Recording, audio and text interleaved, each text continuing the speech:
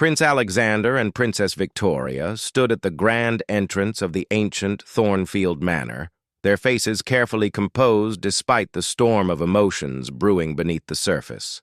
The heavy oak doors before them seemed to mock their attempts at maintaining royal dignity, as if the very wood held secrets that could shatter their carefully constructed world. Victoria's gloved hands trembled slightly as she adjusted her emerald silk gown, the same dress she had worn to their engagement announcement 3 years prior.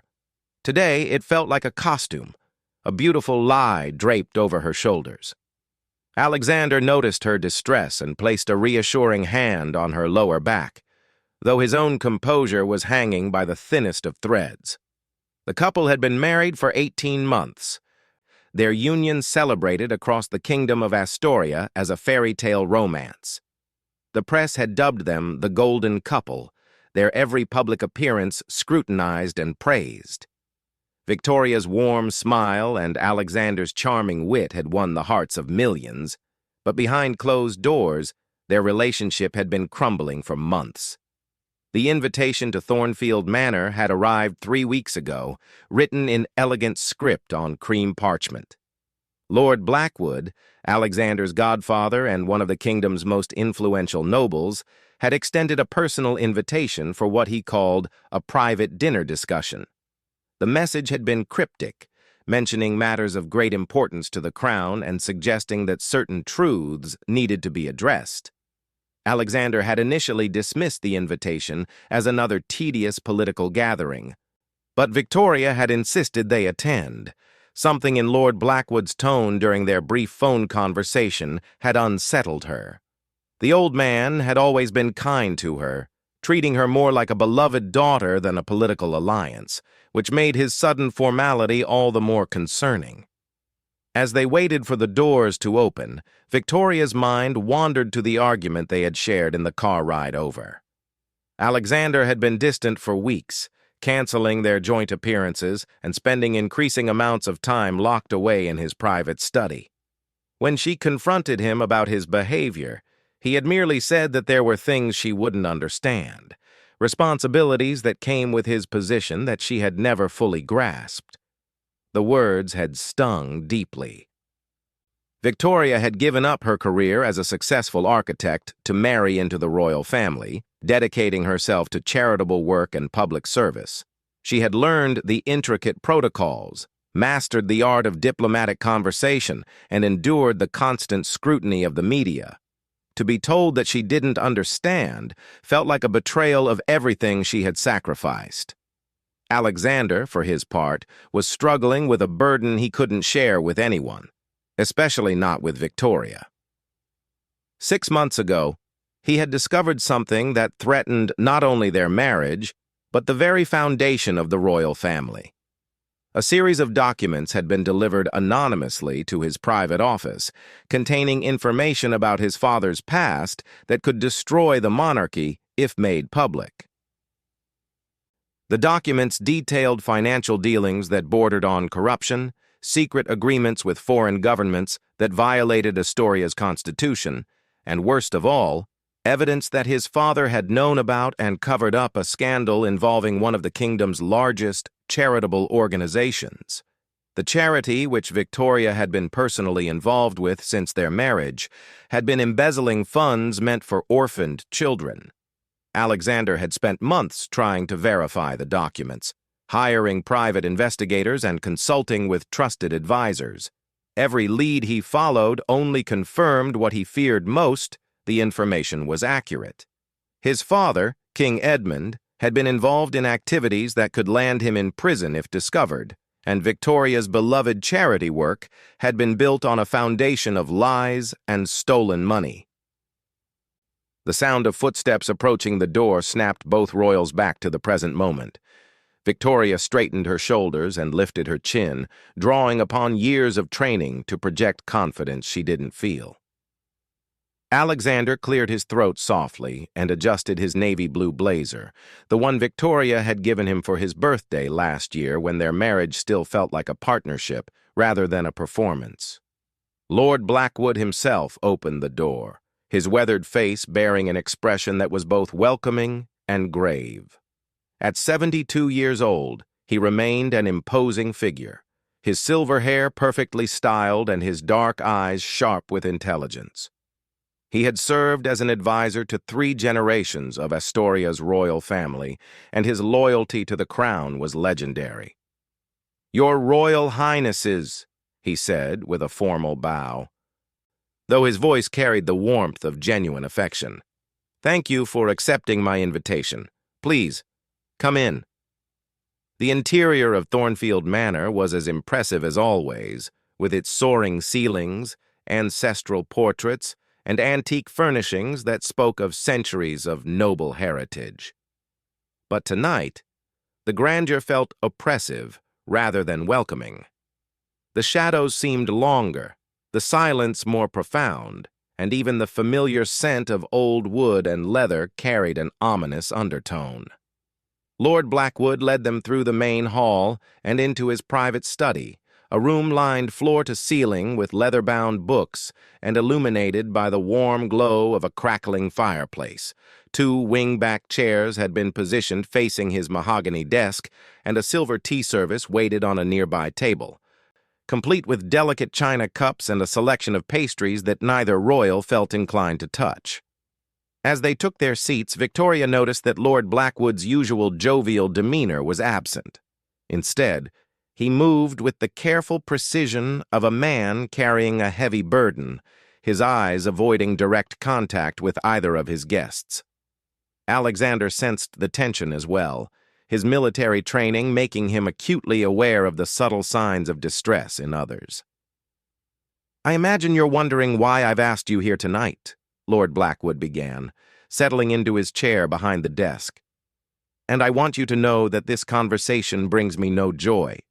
In fact, it may well be the most difficult discussion I've ever had with members of your family." Victoria felt her heart rate increase, and she glanced at Alexander, who had gone pale beneath his tan. Whatever Lord Blackwood was about to reveal, it was clear that it would change everything they thought they knew about their lives, their marriage, and their future as members of the royal family. The old man reached into his desk drawer and withdrew a manila envelope, its contents bulging slightly against the paper. He placed it on the desk between them, but didn't immediately open it. Instead, he leaned back in his chair and studied their faces with the keen attention of someone who had spent decades reading people's reactions in high-stakes political situations. "Before I share what I've discovered," Lord Blackwood said slowly, "I want both of you to understand that the information I'm about to present will test your marriage, your loyalty to the crown, and your very understanding of who you are. Once you know what I know, there will be no going back to the comfortable illusions that have sustained you thus far." Victoria's hands were now visibly shaking, and she clasped them together in her lap to hide her anxiety. Alexander leaned forward slightly, his jaw tightening as he prepared himself for whatever revelation was coming. The fire crackled in the background, the only sound in a room that felt suspended in time, waiting for the moment when everything would irrevocably change. Lord Blackwood's fingers hovered over the envelope, and for a moment, Victoria wondered if he might change his mind, if he might decide that some secrets were too dangerous to share. But then his resolve seemed to solidify, and he reached for the papers inside with the grim determination of a man who understood that truth, however painful, was always preferable to living a lie. Lord Blackwood's weathered hands moved deliberately as he opened the envelope, each movement seeming to echo in the heavy silence of the study. Victoria found herself holding her breath, while Alexander's military posture had become rigid with anticipation.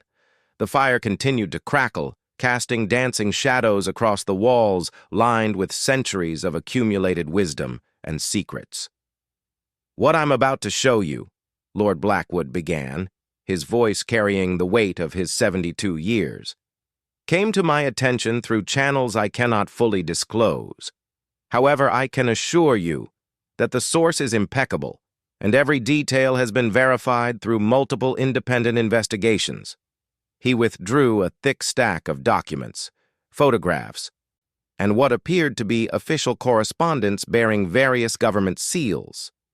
The papers were organized with the meticulous care of someone accustomed to handling matters of state, each section marked with colored tabs and accompanied by detailed notes in Lord Blackwood's precise handwriting. "Alexander," he said, turning his attention to the prince, "6 months ago, you received certain documents regarding your father's activities. You've been investigating their authenticity, consulting with private investigators, and struggling with the implications of what you discovered." Alexander's face went ashen. He had told no one about the anonymous delivery, had shared his burden with no one, not even Victoria. The realization that Lord Blackwood knew about his secret investigation sent a chill through his entire body. "How do you know about that?" Alexander asked, his voice barely above a whisper. "Because, my dear boy, I was the one who sent them to you." The revelation hit the room like a physical blow. Victoria turned to stare at her husband, confusion and hurt flashing across her features as she realized he had been carrying this enormous secret for half a year without telling her. Alexander, meanwhile, struggled to process the fact that his trusted godfather had been orchestrating this entire situation. "You see," Lord Blackwood continued, seemingly oblivious to the marital tension he had just created, "I have been investigating King Edmund's activities for nearly 2 years. What began as routine oversight of royal finances evolved into something far more sinister than I could have imagined." He spread several photographs across the desk. They showed King Edmund in various locations, sometimes alone, sometimes with individuals Victoria didn't recognize. The images appeared to have been taken with a telephoto lens, suggesting surveillance rather than official documentation. "Your father," Lord Blackwood addressed Alexander directly, "has been systematically embezzling funds from the royal treasury for the past 5 years.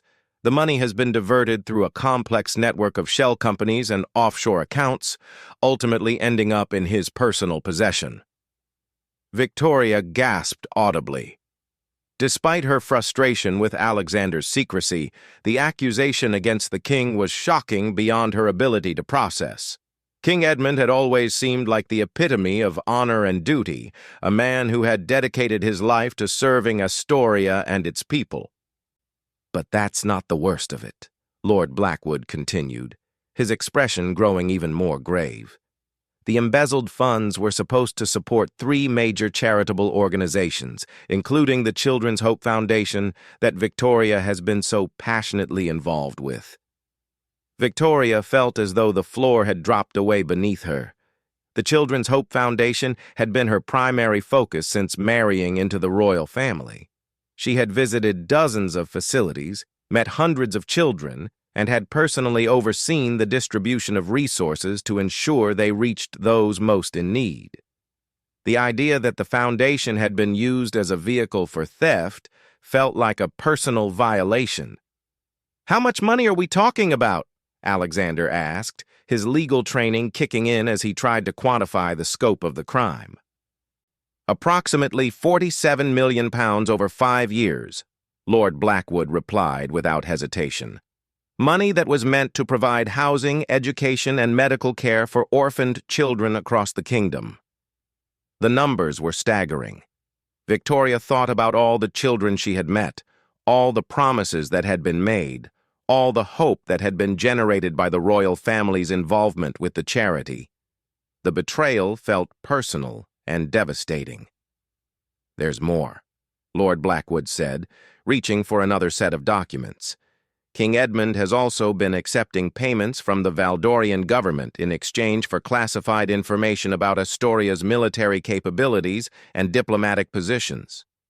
The accusation of treason hung in the air like poison." Alexander stood abruptly, pacing to the window that overlooked the manor's sprawling gardens. In the darkness, he could see nothing but his own reflection staring back at him, a man who looked like a stranger wearing his face. "This is treason," Alexander said, his voice hollow. "If this information becomes public, it won't just destroy our family. it could destabilize the entire government.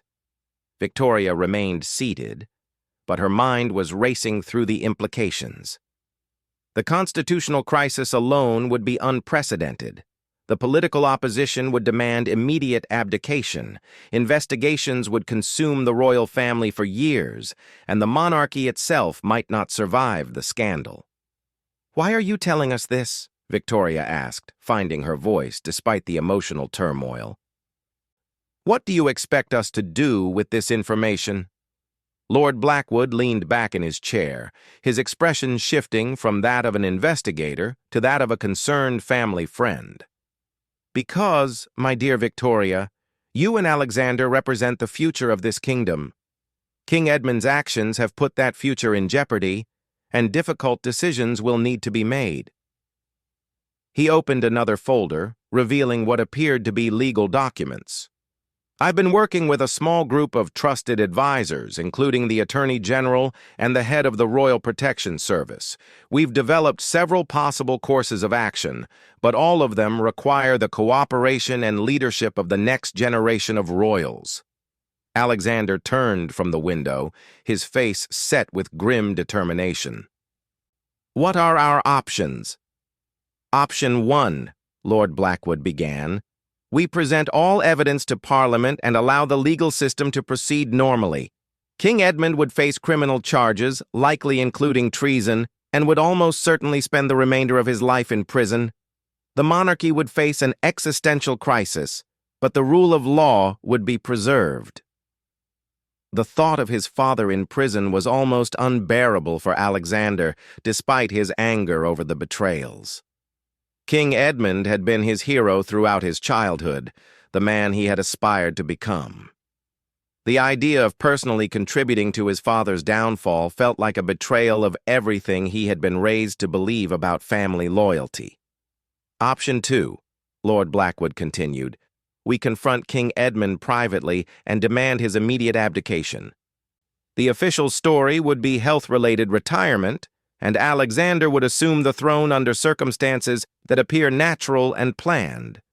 The stolen money would be quietly returned to the charitable organizations, and the classified information leak would be contained through diplomatic channels." Victoria could see the appeal of this approach, but she also recognized its fundamental dishonesty. Covering up criminal behavior, even for the stability of the kingdom, felt wrong to her on a basic moral level. "And option 3, Alexander asked, though his tone suggested he dreaded the answer. "Option 3 is the most complex," Lord Blackwood admitted. "We orchestrate a gradual transition of power while simultaneously conducting a covert investigation that allows us to identify and neutralize any other individuals who might be involved in these schemes. This would require extraordinary discretion and coordination, but it would give us the best chance of preserving both justice and stability." As he laid out each option, Victoria began to understand why Lord Blackwood had insisted on meeting with both of them together. These decisions would affect not just the royal family, but their marriage, their future children, and the lives of millions of citizens who depended on stable governance. "There's one more thing you need to know," Lord Blackwood said, his voice dropping to barely above a whisper. "King Edmund is not acting alone. We have evidence suggesting that Prince Richard, Alexander's uncle, has been involved in these schemes from the beginning. He may have been the one who originally approached the Valdorian government." The revelation about Prince Richard hit Alexander like a physical blow. His uncle had been his mentor in many ways, teaching him about diplomacy and international relations. The idea that Richard had been working as a foreign agent was almost beyond comprehension. Victoria watched her husband's face crumble as he processed this final betrayal. The two most important male figures in his life, the men who had shaped his understanding of duty and honor, had been systematically betraying everything they claimed to represent. The room fell silent except for the crackling fire. Lord Blackwood gathered the papers and photographs, returning them to their organized folders while giving the young royals time to absorb what they had learned. Victoria reached for Alexander's hand, and for the first time in months, he didn't pull away from her touch. "How long do we have to decide?" Alexander asked finally. "The Valdorian intelligence services are becoming increasingly demanding," Lord Blackwood replied. "Our sources suggest they're planning to leverage their relationship with King Edmund for something significant within the next few weeks. If we're going to act, it needs to be soon." Victoria felt the weight of history pressing down on their shoulders. The decisions they made in the coming days would echo through generations, determining not just their own fate, but the future of the monarchy and the kingdom itself. The drive back to Kensington Palace was conducted in complete silence. Victoria stared out the window at the London streets, illuminated by streetlights that cast everything in an orange glow, while Alexander gripped the steering wheel with white knuckles. The weight of Lord Blackwood's revelations sat between them like an invisible passenger, changing the very air they breathed. It wasn't until they reached their private quarters that either of them spoke. Victoria kicked off her heels and sank into the antique sofa that had belonged to Alexander's grandmother, while Alexander poured himself a generous measure of whiskey from the crystal decanter on the sideboard. The familiar surroundings of their home felt foreign now, tainted by the knowledge that everything they had believed about their family was built on lies. "6 months," Victoria said finally, her voice quiet but edged with hurt. "You've been carrying this for 6 months without telling me." Alexander paused with the glass halfway to his lips. He had known this conversation was inevitable, but facing it now felt almost as daunting as confronting his father's crimes. "I didn't know how to tell you," he admitted, settling into the chair across from her. "At first, I thought the documents might be fabricated, part of some elaborate scheme to discredit the family. I hired investigators, consulted with experts, hoping I could prove it was all lies." Victoria studied his face, seeing the exhaustion and pain he had been hiding for months. The distance between them, the canceled appearances, the late nights in his study, all of it suddenly made sense. But understanding his motives didn't diminish the hurt of being excluded from such a monumental crisis. "I'm your wife, Alexander," she said softly. "We're supposed to face these things together. That's what marriage means, especially our marriage. We're partners in everything, including the crown we'll someday wear." Alexander set down his glass and moved to sit beside her on the sofa. For the first time since receiving those devastating documents, he allowed himself to be vulnerable with the one person who mattered most to him. "I was terrified," he confessed. "Terrified of what it would mean for you, for us, for the children we hope to have someday. Your work with the Children's Hope Foundation means everything to you." "How could I tell you that it was all built on stolen money?" Victoria felt tears welling in her eyes as she thought about all the children she had met, all the promises that had been made on the foundation's behalf. The idea that her genuine desire to help had been manipulated and exploited felt like a violation of her very soul. "Those children are real," she said, her voice breaking slightly. "Their needs are real. Whatever our fathers have done doesn't change that." Alexander reached for her hand, and this time the gesture felt natural rather than performative. "What do we do now?" he asked. "How do we move forward from this?" Before Victoria could respond, Alexander's private phone rang.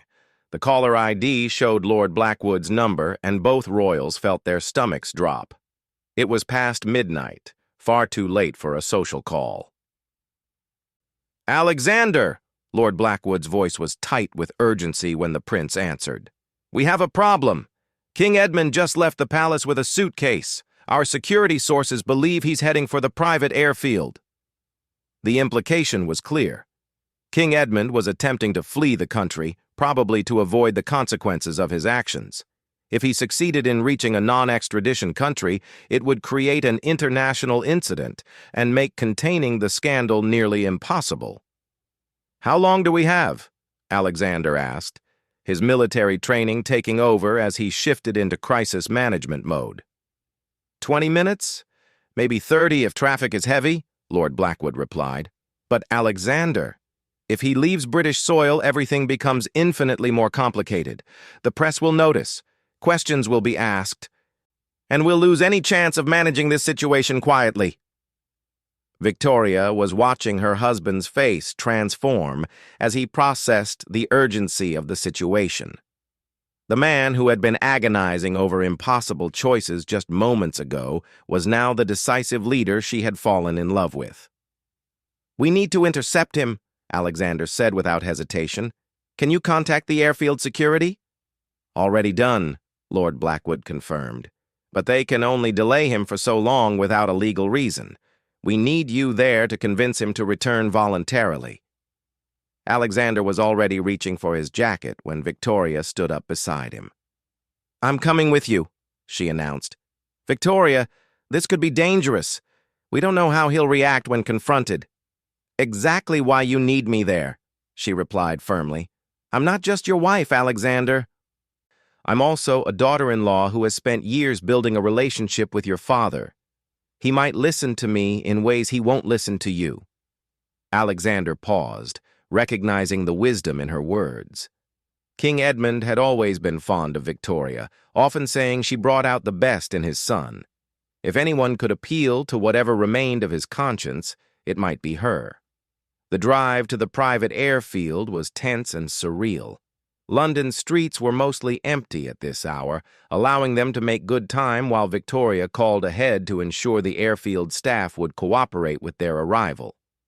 As they drove, Alexander found himself thinking about all the times his father had lectured him about duty, honor, and service to the crown. The hypocrisy was staggering. They arrived at the airfield to find King Edmund's Bentley parked near the private terminal. Through the large windows, they could see him pacing back and forth, clearly agitated by the unexplained delays in his departure. The royal jet sat on the tarmac, fueled and ready for takeoff. "Remember," Alexander said as they walked toward the terminal, "we need him to come back voluntarily. If this becomes a public confrontation, it destroys any chance we have of protecting the monarchy." Victoria nodded, steeling herself for what might be the most difficult conversation of her life. They found King Edmund in the VIP lounge, his usually impeccable appearance disheveled and his face showing signs of stress she had never seen before. "Alexander? Victoria?" King Edmund looked genuinely shocked to see them. "What are you doing here? It's nearly 1 in the morning." "We could ask you the same question, Father," Alexander replied, his voice carefully controlled. "Sudden trips abroad are usually coordinated through your protection detail." King Edmund's eyes darted between his son and daughter-in-law, and Victoria could see the moment he realized that they knew about his activities. His shoulders sagged slightly, and for the first time, he looked like an old man rather than a powerful monarch. "I see," King Edmund said quietly. "Lord Blackwood finally told you." "He told us everything," Victoria said gently, moving closer to her father-in-law. "About the missing funds, about the information sharing, about Uncle Richard's involvement. We know it all." King Edmund sank into one of the leather chairs, his hands shaking slightly as he struggled to maintain his composure. "I suppose you've come to arrest me, then?" "We've come to bring you home," Alexander said, surprising even himself with the compassion in his voice. "Running won't solve anything, Father. It will only make things worse for everyone, including you." Victoria sat in the chair beside King Edmund, her presence both gentle and authoritative. "Those children I work with," she said softly, "they still need help. The money you took can still be returned. The damage can still be minimized, but only if you come back and face what you've done." King Edmund looked at his daughter-in-law with eyes filled with regret and shame. "I never meant for it to go this far," he whispered. "It started as a small favor for an old friend, just sharing some routine information. But they kept asking for more, and when I tried to stop, they threatened to expose everything." The admission was both heartbreaking and infuriating. Victoria felt a surge of sympathy for the old man's predicament. even as she remained angry about the betrayal of trust and the stolen money meant for vulnerable children. "Who is they, Father?" Alexander asked. "We need names, details, everything you can remember about how this started and who else might be involved." Over the next hour, in the sterile environment of the private airfield lounge, King Edmund told them everything.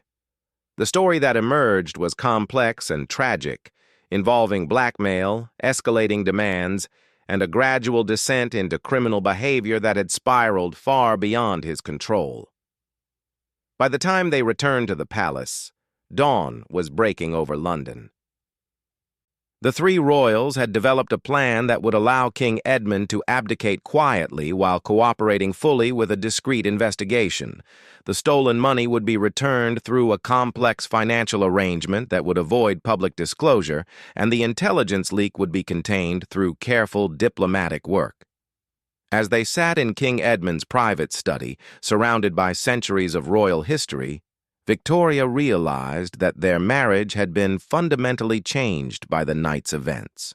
The crisis had forced them to work as true partners for the first time, combining their different strengths and perspectives to navigate an impossible situation. "I need to ask your forgiveness," King Edmund said to Victoria, his voice heavy with emotion. "Your work with the children's charity was genuine and important. I corrupted something beautiful, and I'm deeply sorry." Victoria took his hand, feeling the weight of the crown that would someday pass to her and Alexander. "The work continues," she said firmly. "We'll make sure of that. But from now on, we do things differently. Complete transparency, full accountability, and absolute commitment to the people we serve." Alexander watched his wife with admiration and love. The woman who had felt excluded from his struggles was now taking the lead in defining their future together. They would face the complex work of rebuilding trust and legitimacy, but they would do it as equal partners. 6 months later, King Edmund's health-related abdication was announced to great sympathy from the public and media. King Alexander and Queen Victoria began their reign with an unprecedented commitment to transparency and public service. The Children's Hope Foundation received the largest single donation in its history from an anonymous benefactor, allowing it to expand its work significantly. Lord Blackwood remained as chief advisor, helping the new monarchs navigate the delicate work of reform without destabilizing the institution they now led. Prince Richard quietly retired from public life, and the intelligence leak was contained through diplomatic channels that actually strengthened Astoria's international relationships. The royal couple never spoke publicly about the crisis that had nearly destroyed their marriage and their kingdom, but in private, they often referred to it as the night that taught them what true partnership meant. Victoria's architectural background proved invaluable in rebuilding not just public trust, but the very foundations of modern monarchy. Alexander's military discipline helped them maintain focus during the long process of institutional reform. Their first child, Princess Eleanor, was born 2 years later. As Victoria held her daughter for the first time, she thought about the kingdom they were building for the next generation. It would be built on truth rather than comfortable lies, on genuine service rather than hollow tradition, and on the understanding that power is a responsibility, not a privilege. The door that Lord Blackwood had opened that night at Thornfield Manor had indeed exposed what awaited them. Not the comfortable continuation of inherited privilege, but the hard work of earning legitimacy through genuine service. It was a future that would demand everything from them, but it was also a future they could build together as equal partners in the most important work of their lives.